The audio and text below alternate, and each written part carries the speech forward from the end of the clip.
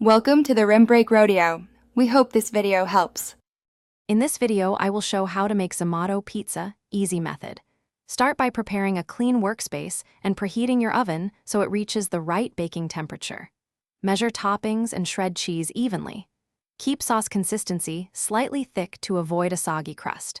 Use a pizza stone or baking sheet and have a timer ready for accurate bake times.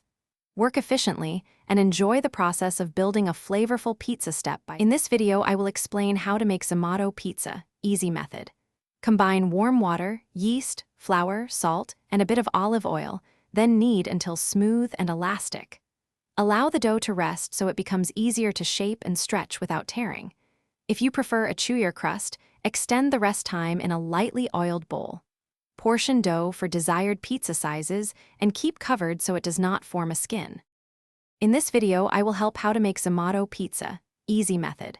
Stretch dough by hand or use a rolling pin for your preferred thickness and leave a defined rim. Spread sauce lightly to prevent sogginess, then layer cheese and toppings in balanced amounts.